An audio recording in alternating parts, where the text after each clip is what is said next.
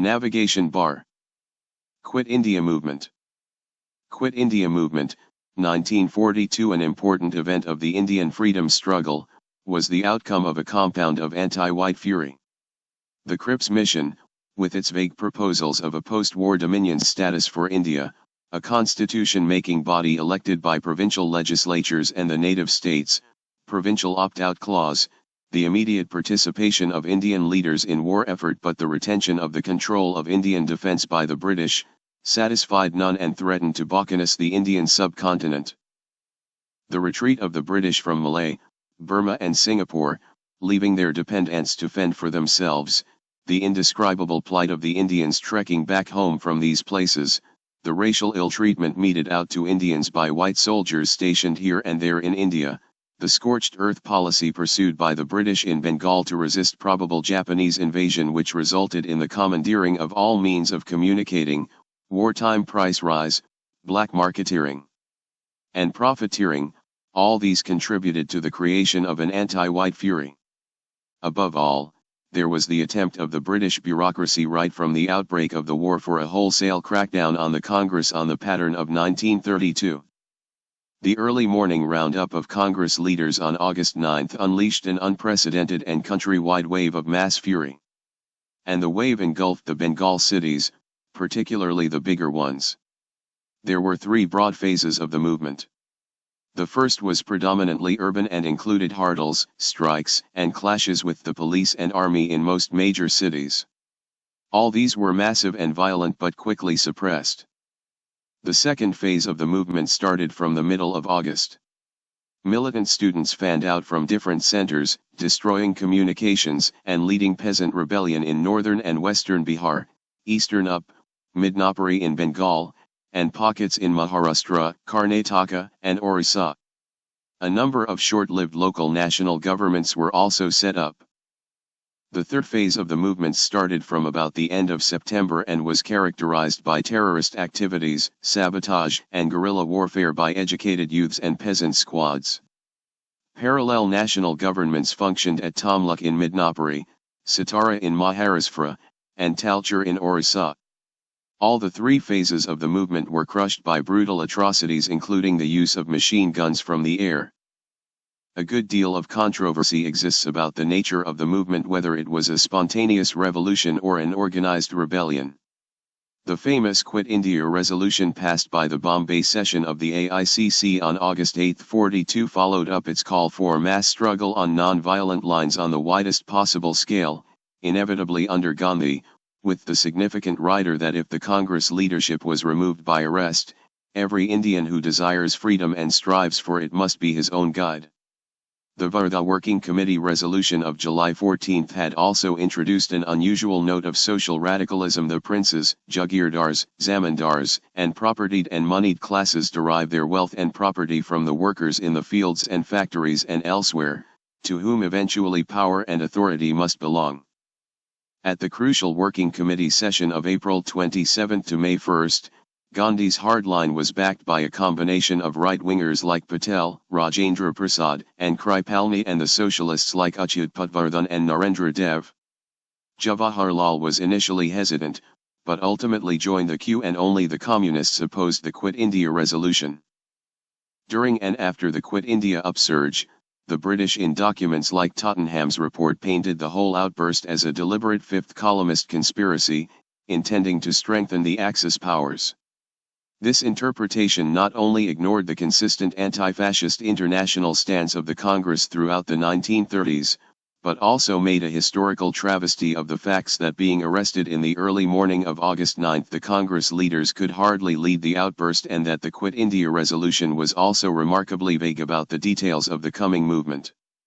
Far from ruling out further negotiations, the whole thing may conceivably have been an exercise in brinkmanship and a bargaining counter which was followed by an explosion only because the British had decided on a policy of wholesale repression. Despite strenuous efforts, the British failed to establish their case that the Congress before August 9 had really planned a violent rebellion. The movement was, in reality, elemental and largely spontaneous. It was sparked off by a variety of factors and of an expectation that British rule was coming to an end. Bureaucratic high-handedness and provocation worsened the situation. Financial losses incurred in Malay and Burma induced sections of Indian business community to give some covert support to a movement, even if violent, for a short while. The real picture was that the removal of established leaders left younger and more militant cadres to their own initiative and gave greater scope to pressure from below. Amory's slander that the Congress had planned attacks on communications and sabotage boomeranged with a vengeance, for many believed that this really had been the Working Committee's plan. In any case, in a primary hegemonic struggle as the Indian national movement was, preparedness for struggle cannot be measured by the volume of immediate organizational activity but by the degree of hegemonic influence that the movement has acquired over the people. The participation of labor was short-lived and limited, but there was certainly considerable covert upper-class and even Indian high official support to secret nationalist activities in 1942. Such support enabled activists to set up a fairly effective illegal apparatus, including even a secret radio station under Isha Mehta for 3 months in Bombay.